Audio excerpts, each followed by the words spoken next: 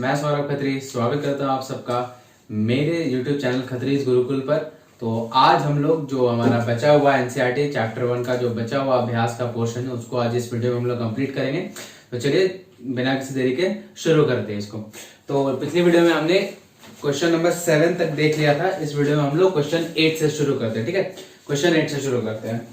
चलिए देखते हैं क्वेश्चन 8 में भी क्या है कि वर्ड के फॉर्म में कुछ इक्वेशंस दिए हुए हैं, कुछ समीकरण दिए हुए हैं, हमको उसको लिखना है केमिकल सिंबल का यूज करके और फिर उसको प्रत्येक अभिक्रिया का प्रकार बताना है। ठीक है, चलिए शुरू करते हैं। पहला जो है 8 का फर्स्ट ए, तो पोटाशियम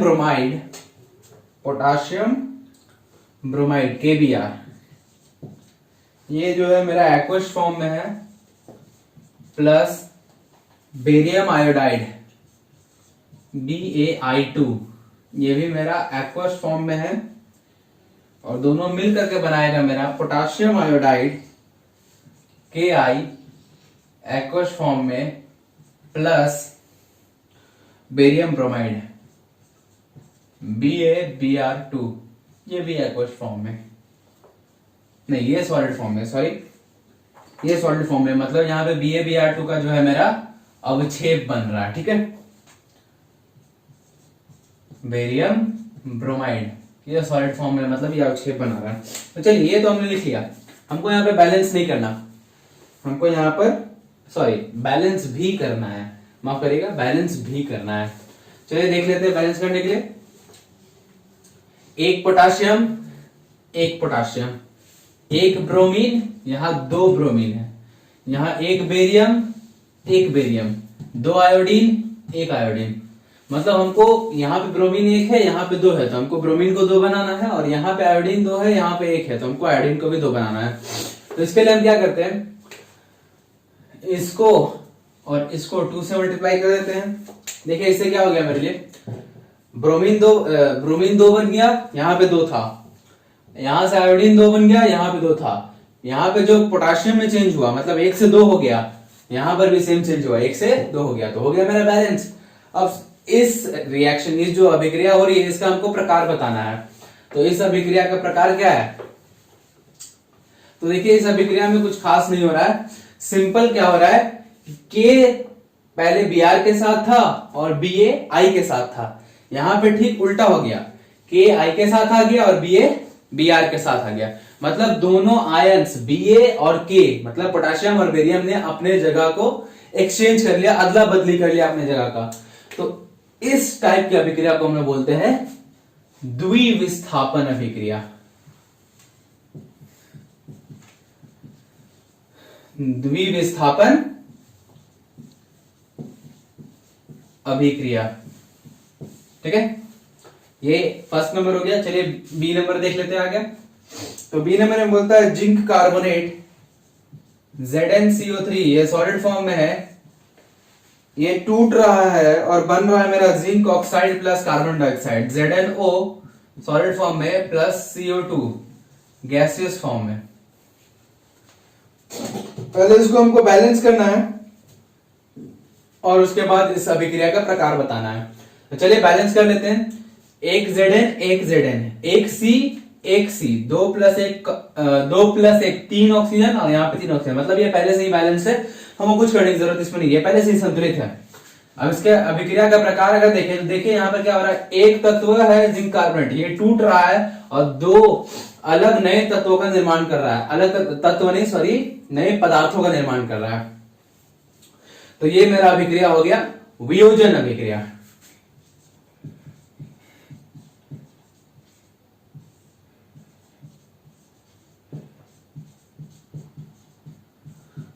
वियोजन अभिक्रिया, ठीक है।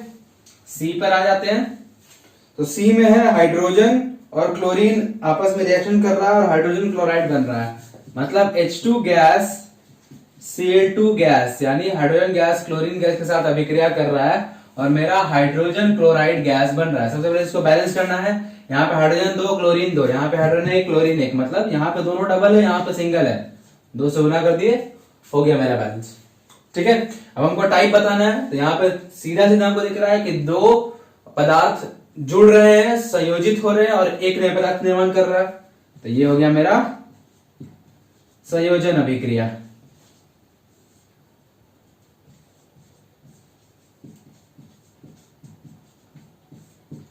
डी नंबर देख लेते हैं। डी नंबर जो है मैग्नीशियम हाइड्रोक्लोरिक अम्ल के साथ अभिक्रिया कर रहा है। मैग्नीशियम यानी Mg सॉलिड फॉर्म में, ये अभिक्रिया कर रहा है HCl हाइड्रोक्लोरिक अम्ल एक्वस फॉर्म में, और बना रहा है मेरा मैग्नीशियम क्लोराइड एक्वस फॉर्म में MgCl2 और प्लस हाइड्रोजन गैस। चलिए सबसे पहले इसको बैलेंस कर देते हैं। तो Mg यहां एक है, यहां पर भी एक है, यहां पे H एक है, यहां पे H2 है, यहां पे Cl2 है, यहां Cl1 है। ठीक है, तो यहाँ पे हाइड्रोजन एक है, हाइड्रोजन और क्लोरीन यहाँ पर क्लोरीन भी 2 है, हाइड्रोजन भी 2 है, मतलब इधर डबल है। तो इधर भी डबल करने के लिए क्या करेंगे, सिंपली इसको 2 से मल्टीप्लाई कर देते हैं, मेरा काम हो जाएगा। अब हमको अभिक्रिया का प्रकार बताना, तो देखिए यहाँ पे ध्यान से देखें, पहले क्लोरीन जो था H के साथ था, लेकिन बाद में क्लोरीन कहां चल गया, Mg के साथ। मतलब क्या हो गया, Mg जो है हाइड्रोजन को उसके जगह से हटा दिया और खुद उसके जगह को ले लिया। तो ऐसी अभिक्रिया को हम लोग क्या बोलते हैं, विस्थापन अभिक्रिया।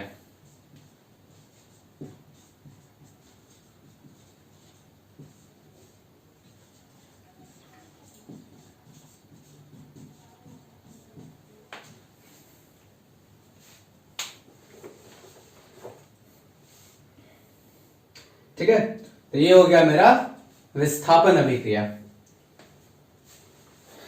एक मिनट जरा, यहां से हट रहा है विस्थापन अभिक्रिया, हाइड्रोजन हट रहा है, कभी योग क्या होता है, चयन होता है।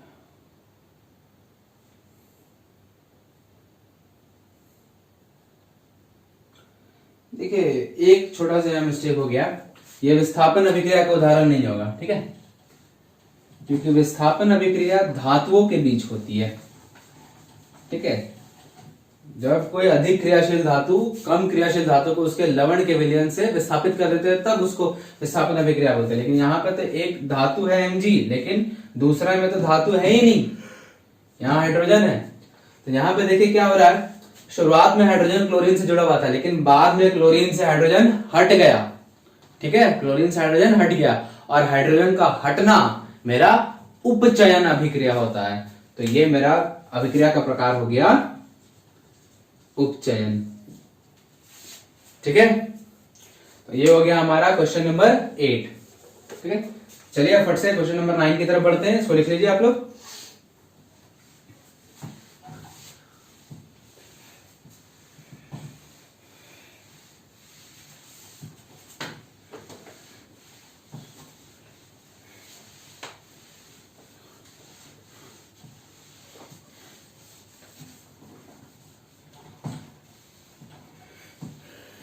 चलिए क्वेश्चन नंबर 9।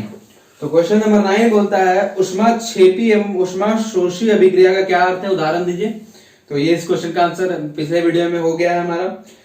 10वां क्वेश्चन है कि श्वसन को ऊष्माक्षेपी अभिक्रिया क्यों कहते हैं, वर्णन कीजिए। देखिए श्वसन को ऊष्माक्षेपी अभिक्रिया, क्वेश्चन नंबर 10। ठीक है, श्वसन क्या होता है पहले इसको समझ लेते हैं, उसके बाद उसको समझेंगे कि उसको ऊष्माक्षेपी अभिक्रिया क्या क्यों बोलते हैं। ठीक है, तो श्वसन एक प्रक्रिया है जो हमारे शरीर के अंदर होती है, जिसमें क्या होता है कि जो ग्लूकोज के अणु होते हैं, ग्लूकोज के अणु वो ऑक्सीजन की उपस्थिति में टूटकर कार्बन डाइऑक्साइड और जल का निर्माण करते हैं, साथ ही साथ काफी अधिक मात्रा में ऊर्जा भी उत्सर्जित करते हैं। ठीक है, काफी अधिक मात्रा में ऊर्जा भी उत्सर्जित करते हैं। तो इसी प्रक्रिया को हम लोग श्वसन बोलते हैं। ठीक है, तो श्वसन क्या हो गया हमारा कि ग्लूकोज के अणु, शरीर के अंदर ग्लूकोज के अणु ऑक्सीजन की उपस्थिति में टूटकर कार्बन डाइऑक्साइड और जल का निर्माण करते हैं, और उसके साथ साथ अधिक मात्रा में ऊर्जा का उत्सर्जन करते हैं। उसी प्रक्रिया को हम लोग क्या बोलते हैं, श्वसन।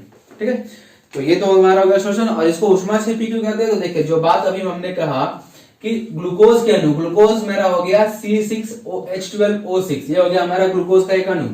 जब ये ऑक्सीजन की उपस्थिति में टूटता है, ऑक्सीजन की उपस्थिति में टूटता है, तो बनता है मेरा carbon dioxide gas plus water और प्लस ऊर्जा। ठीक है, प्लस ऊर्जा। तो यहां पे देखिए क्या हो रही है, ऊर्जा का उत्सर्जन हो रहा है। और हमने देखा है कि ऐसी अभिक्रिया जिसमें ऊर्जा का उत्सर्जन होता है उसको हम लोग ऊष्माक्षेपी अभिक्रिया बोलते हैं। ठीक है, तो इस अभिक्रिया में भी ऊर्जा का उत्सर्जन हो रहा है, इस वजह से ये भी हमारा ऊष्माक्षेपी अभिक्रिया हो गया और ये है हमारा श्वसन। ठीक है, तो अगर इसका आंसर हमको एकदम परफेक्ट लिखना हो तो हम कहेंगे कि श्वसन वह प्रक्रिया है जिसके अंतर्गत ग्लूकोज के अणु शरीर में उपस्थित शरीर में कोशिकाओं में उपस्थित ऑक्सीजन की उपस्थिति में टूटकर कार्बन डाइऑक्साइड, जल तथा ऊर्जा का निर्माण करता है। चूंकि इस अभिक्रिया में काफी अधिक मात्रा में ऊर्जा का उत्सर्जन होता है, इस वजह से श्वसन को हम लोग ऊष्माक्षेपी अभिक्रिया कहते हैं। ठीक है, तो और उसके नीचे ये वाला रिएक्शन लिख दीजिएगा। ठीक है, इसको बैलेंस नहीं किया मैंने, आप लोग बैलेंस कर लीजिएगा। चलिए अब आगे बढ़ते हैं क्वेश्चन नंबर 11 पे। 11 बोलता है कि वियोजन अभिक्रिया को संयोजन अभिक्रिया के विपरीत क्यों कहा जाता है? इन अभिक्रियाओं के लिए समीकरण लिखिए।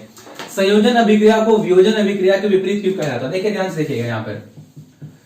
ठीक है, संयोजन अभिक्रिया अभिक्रियाओं के प्रकार वाला जो हमारा वीडियो था उसमें हमने देखा था कि संयोजन अभिक्रिया क्या होती है। तो जब दो या दो से अधिक पदार्थ आपस में क्रिया कर जुड़कर संयोजित होकर एक नए पदार्थ का निर्माण करते हैं तब हम उस अभिक्रिया को संयोजन अभिक्रिया कहते हैं। और ठीक इसी का उल्टा वियोजन था वहां पर कि जब एक पदार्थ टूटकर दो या दो से अधिक नए पदार्थों का निर्माण करता है तब उसको हम लोग वियोजन अभिक्रिया कहते हैं। ठीक है, तो देखिए एक में क्या हो रहा है, संयोजन में क्या हो रहा है, दो या दो से अधिक पदार्थ जुट करके संयोजित होकर के एक नए पदार्थ निर्माण कर रहे हैं। और वियोजन में हो रहा है कि एक पदार्थ टूट करके दो या दो से अधिक नए पदार्थों का निर्माण कर रहा है, तो एक दूसरे को उल्टा हो गया। हाँ, इसको रिएक्शन के थ्रू समझ लेते हैं हम लोग। देखिए एक सिंपल सा छोटा सा बहुत आसान सा उदाहरण लेते हैं वाटर वाला, कि जब हाइड्रोजन गैस और ऑक्सीजन गैस आपस में अभिक्रिया करता है तो हमारा बन जाता है वाटर। क्या हो रहा है यहां पर, दो पदार्थ आपस में क्रिया कर रहे हैं और एक नए पदार्थ दैट इज वाटर का निर्माण कर रहे हैं। ठीक है, और जब इसी को हम लोग वियोजन अभिक्रिया में लिखने जाएंगे तो जब जल में विद्युत धारा प्रवाहित की जाती है, विद्युत धारा प्रवाहित की जाती है तो वो हाइड्रोजन और ऑक्सीजन में टूट जाता है। देखिए दोनों रिएक्शन जो है एक दूसरे के बिल्कुल अपोजिट है। यहाँ पे 2H2 प्लस O2 मिल करके 2H2O बना रहा है और यहाँ पे 2H2O टूट करके 2H2 प्लस O2 बना रहा है। ये संयोजन अभिक्रिया के लिए हो गया और ये वियोजन अभिक्रिया के लिए हो गया, तो दोनों एक दूसरे को उल्टा हो गया। तो इस तरह से हमारा संयोजन अभिक्रिया और वियोजन अभिक्रिया दोनों एक दूसरे के विपरीत होते हैं। ठीक है, चलिए क्वेश्चन नंबर आगे बढ़ते हैं, नंबर 12 पर। तो 12 की बात करें तो उन वियोजन अभिक्रियाओं के एक एक समीकरण लिखिए जिनमें ऊष्मा, प्रकाश एवं विद्युत के रूप में ऊर्जा प्रदान की जाती है। समीकरण लिखना है, ये हमारा लास्ट वीडियो में हो चुका है ये चीज। 13 नंबर देखते हैं, विस्थापन एवं द्विविस्थापन अभिक्रियाओं में क्या अंतर है, इन अभिक्रियाओं के लिए समीकरण लिखिए। तो विस्थापन एवं द्विविस्थापन अभिक्रिया हम लोग देख चुके हैं वीडियो में हमारा, और वहां पर उनका समीकरण अभिक्रियाओं के लिए समीकरण भी वहां पर हम लोग देख चुके हैं, तो उसी को यहाँ पर आप लिख सकते हैं, वही होगा ही। 14 नंबर बोल रहा है कि सिल्वर के शोधन में सिल्वर नाइट्रेट के विलयन से सिल्वर प्राप्त करने के लिए कॉपर धातु द्वारा विस्थापन किया जाता है, इस प्रक्रिया के लिए अभिक्रिया लिखिए। 14 नंबर देखिए क्या बोल रहा है कि सिल्वर के शोधन में सिल्वर नाइट्रेट के विलयन से सिल्वर प्राप्त करने के लिए कॉपर धातु द्वारा विस्थापन किया जाता है। तो सिल्वर नाइट्रेट यानी AgNO3 का विलयन है, यानी एक्वस फॉर्म में है, इसका यहाँ पर विस्थापन अभिक्रिया हो रहा है किसकी मदद से, कॉपर की मदद से। और विस्थापन अभिक्रिया हो रहा है तो क्या करेगा, कॉपर सिल्वर को हटा देगा और खुद उसका जगह ले लेगा, तो मेरा बन जाएगा copper nitrate CuNO3 plus silver अलग हो जाएगा। ठीक है, बैलेंस कर लेते हैं इसको, एक कॉपर एक कॉपर, एक Ag, एक N लेकिन यहाँ 2 N है, और 3 दूना 6 ऑक्सीजन लेकिन यहाँ 3 ही ऑक्सीजन है। अगर हम इसको 2 से गुना कर दें और इसको भी 2 से गुना कर दें तो आप देखिए 2Ag 2 नाइट्रोजन 2 नाइट्रोजन, 3 दूना 6 ऑक्सीजन, 3 दूना 6 ऑक्सीजन, एक कॉपर हो गया मेरा बैलेंस। तो यही है मेरा 14 का आंसर। चलिए नंबर 15 देखते हैं, अवक्षेपण अभिक्रिया से क्या समझते हैं, उदाहरण देकर समझाइए। तो ये भी हमारा अभिक्रियाओं के प्रकार वाले वीडियो में इसका भी आंसर हमने देख लिया है। 16 नंबर देखते हैं, ऑक्सीजन के योग एवं ह्रास के आधार पर निम्न पदों की व्याख्या कीजिए, प्रत्येक के 2 उदाहरण दीजिए। उपचयन तथा अपचयन का हम लोग को व्याख्या करना है ऑक्सीजन के योग या फिर ह्रास के आधार पर, और उदाहरण भी देना है। तो ये भी, इसका आंसर भी हमने अपने अभिक्रियाओं के प्रकार वाले वीडियो में देख लिया है। ठीक है, 17 नंबर देखिए, उससे पहले इसको जरा मिटा लेते हैं।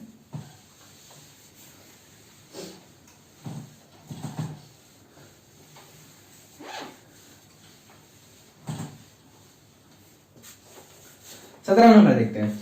एक भूरे रंग का चमकदार तत्व X को वायु के उपस्थिति में गर्म करने पर वह काले रंग का हो जाता है। इस तत्व X एवं उस काले रंग के यौगिक का नाम बताइए। ठीक है, देखो क्या बोल रहा है, एक मेरा भूरे रंग का चमकदार तत्व है जिसका हम लोग X मान के चल रहे हैं।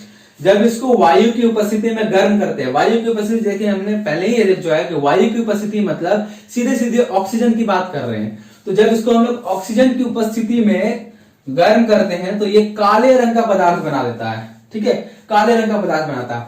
अब ऑक्सीजन की उपस्थिति में गर्म करेंगे तो एक जाहिर सी बात है कि जो भी हमारा यहाँ पर पदार्थ बनेगा वो इस X तत्व का ऑक्साइड बनेगा, इस X तत्व का ऑक्साइड बनेगा। तो चलिए इसको मान लेते हैं XO, और इसका रंग जो है काला है। ठीक है, चलिए अब हमको बोलता है कि यहां पर हमको इस तत्व X और इस काले रंग के यौगिक का नाम बताना। तो ध्यान से देखिए, तत्व का जो यहाँ पर एक दिया हुआ है रंग के बारे में कि ये भूरे रंग का चमकदार तत्व है, और जब इसको ऑक्सीजन की उपस्थिति में गर्म कर रहे हैं तो ये काले रंग का यौगिक बना रहा है। तो ऐसा काम सिर्फ एक करता है, वो है कॉपर। कॉपर जो है भूरे रंग का चमकदार तत्व होता है, और उसको जब हवा की उपस्थिति में गर्म किया जाता है तो धीरे धीरे उस पर काले रंग की परत जमने लगती है, मतलब कॉपर ऑक्साइड बनने लगता है। तो ये जो हमारा X है ये हमारा कॉपर है, कॉपर है Cu, और जो हमारा काले रंग का जो पदार्थ है वो हमारा कॉपर ऑक्साइड है। ठीक है, Cu2O, ये हमारा कॉपर ऑक्साइड है जो काले रंग का होता है। ठीक है, तो ये हो गया हमारा नंबर 17। नंबर 18 तो देखिए, लोहे की वस्तुओं को हम पेंट क्यों करते हैं? तो लोहे की वस्तुओं को पेंट करने के कई कारण होते हैं। पहला हो गया इसके संक्षारण से बचाने के लिए, और लोहे में जंग लगने इत्यादि से बचाने के लिए हम लोग लोहे की वस्तुओं को पेंट करते हैं। तो एक सिंपल सा एक कारण हो गया कि लोहे की वस्तुओं में, जब लोहे की वस्तुएं जल एवं वायु की उपस्थिति में रहती है तो उनका संक्षारण होने लगता है। ठीक है, तो अगर हम लोहे की वस्तुओं को पेंट करते हैं तो इसकी वजह से हमारा जो है लोहे से वायु एवं जल का सीधा संपर्क टूट जाता है, जिस वजह से उसका संचारण रुक जाता है। ठीक है, बंद नहीं हो जाता है, कुछ समय के लिए रुक जाता है। ठीक है, तो इस वजह से हम लोग लोहे की वस्तुओं को पेंट करते हैं। तो ये आंसर आप लोग अपने से भी लिख सकते हैं। नंबर 19 देखिए, तेल एवं वसायुक्त खाद्य पदार्थों को नाइट्रोजन से प्रभावित क्यों किया जाता है? देखिए, जब विकृत गंधता वाला हमने चीज देखा था कि विकृत गंधता होती क्या है, तो उसमें हमने ये चीज जाना था कि जो तेल एवं वसायुक्त पदार्थ खाद्य पदार्थ जो होते हैं, तेल एवं वसायुक्त खाद्य पदार्थ जो होते हैं वो धीरे धीरे उनमें ऑक्सीकृत होकर के अजीब तरह का गंध, अवांछनीय गंध एवं स्वाद का निर्माण करते हैं। ठीक है, स्वाद को नहीं, स्वाद का निर्माण करते हैं। ठीक है, और इससे बचने के लिए हमने कुछ चीजें देखी थी कि वहां पे कुछ चीजों का यूज करके हम लोग इस ऑक्सीकरण की प्रक्रिया को, जो उपचयन की प्रक्रिया थी, उसको धीमा कर सकते हैं। रोक नहीं सकते लेकिन धीमा कर सकते हैं, जिससे क्या होता है कि जो खाद्य पदार्थ है वो लंबे समय तक खाने योग्य बना रहता है। और वहीं पर एक चीज हमने नाइट्रोजन के बारे में देखा था कि जो चिप्स या कुरकुरे के पैकेट होते हैं उनमें नाइट्रोजन गैस को भरा जाता है। ठीक है, क्योंकि ताकि उनका जो उपचयन का प्रक्रिया है वो धीमा पड़ जाए और वो चिप्स और कुरकुरे जो है लंबे समय तक खाने योग्य बना रहे। तो नाइट्रोजन का इस्तेमाल इसलिए जाता है ताकि उनके उपचयन का प्रक्रिया जो दर है वो थोड़ी धीमी पड़ जाए, जिस वजह से वो खाद्य पदार्थ लंबे समय तक खाने योग्य बना रहे। ठीक है, इसको आप लोग लिख लीजिएगा। और नंबर 20 जो है, निम्न पदों का वर्णन कीजिए तथा प्रत्येक का एक उदाहरण दीजिए। संचारण ए में है और बी में है विकृत गंधता। दोनों के बारे में हमने देख लिया है और एक एक उदाहरण भी वहां पर हमने देखा था। तो ये थे हमारे अभ्यास के प्रश्न, 20 प्रश्न जो थे, जिसमें से 7 हमने इससे पहले वाले वीडियो में कर लिया और बाकी जो बचे हुए थे वो यहाँ पे कर लिया। अब 2 क्वेश्चन मैंने अंदर देखा है जो कि काफी इंपॉर्टेंट क्वेश्चंस हैं, दो क्वेश्चन ऐसा मैंने देखा। एक तो है पेज नंबर 6 पर, जो एक बॉक्स है प्रश्न करके पेज नंबर 6 पर, जिसमें पहला ही क्वेश्चन है कि वायु में जलने से पहले मैग्नीशियम रिबन को साफ क्यों किया जाता है। वायु में जलाने से पहले मैग्नीशियम रिबन को साफ किया जाता है, इसका कारण क्या है ये देखते हैं। तो देखिए, मैग्नीशियम क्या है, एक धातु है, और उसको जब वायु की उपस्थिति में खुला छोड़ देंगे तो क्या होता है, धीरे धीरे धीरे उसके ऊपर मैग्नीशियम ऑक्साइड का परत जमने लगता है, मतलब उसका संचारण होने लगता है और उसके ऊपर मैग्नीशियम ऑक्साइड का परत जमने लगता है। और अगर ऐसी स्थिति में हम उसको जलाएंगे तो वो अच्छे से नहीं जलेगा, क्योंकि मैग्नीशियम ऑक्साइड नहीं जलेगा। ठीक है, मैग्नीशियम ऑक्साइड का परत जम जाएगा तो वो जो मैग्नीशियम धातु है वो नीचे चला जाएगा, जिस वजह से वो जलेगा नहीं अच्छे से, और हमारा ध्येय पूरा नहीं होगा, हमारा उद्देश्य वहां पे पूरा नहीं होगा फिर। ठीक है, तो क्या किया जाता है वहां पर, फिर उसको थोड़ा सा रगड़ करके सरेस पत्र से, ठीक है, सरेस पत्र से उसको रगड़ करके साफ कर दिया जाता है, जिससे क्या होता है कि उसके ऊपर जो मैग्नीशियम ऑक्साइड की जो लेयर जम जाती है, जो भी थोड़ी मोड़ी हो या पूरी हो, वो हट जाती है, जिससे क्या होता है मैग्नीशियम धातु फिर आसानी से जलने लगता है। ठीक है, तो यही कारण है। तो हम यहाँ पे लिखेंगे कि मैग्नीशियम धातु को जब वायु की उपस्थिति में खुला छोड़ देते हैं तो उस पे वो धीरे धीरे संचारित होने लगता है और उसके ऊपर मैग्नीशियम ऑक्साइड की एक परत जमने लगती है। अतः इस परत की वजह से मैग्नीशियम धातु अच्छे से नहीं जलता है। इसी वजह से सरेस पत्र की मदद से हम लोग मैग्नीशियम धातु को रगड़कर साफ कर देते हैं, जिससे कि क्या हो कि मैग्नीशियम ऑक्साइड की जो परत है वो हट जाती है और फिर मैग्नीशियम धातु आसानी से जलने लगती है। तो ये इसका कारण हो गया। और एक क्वेश्चन है जो कि ऐसे कोई यहाँ प्रश्न के रूप में नहीं दिया हुआ है, लेकिन एक पैराग्राफ है जिससे क्वेश्चन बन सकता है, तो वो मैं आपको बताता हूं। वो पेज नंबर, एक मिनट रुक जाइएगा,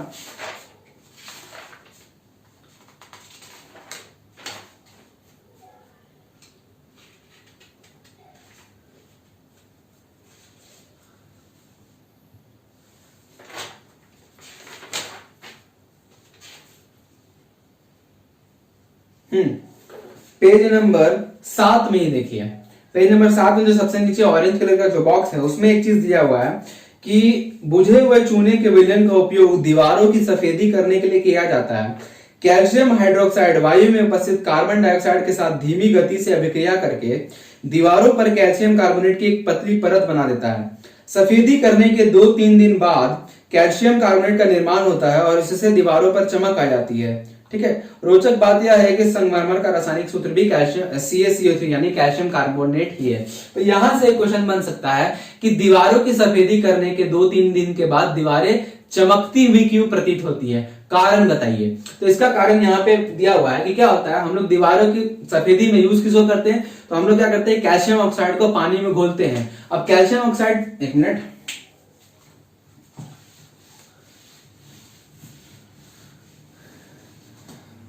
अब कैल्शियम ऑक्साइड जो है पानी में घुलकर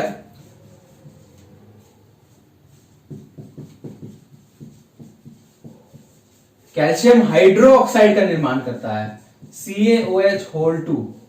अब प्लस मेरा हाइड्रोजन गैस अलग निकल जाता है। ठीक है, वो बाहर निकल रहा है, ऐसे ऊपर की तरफ एरो दिखाया मैंने।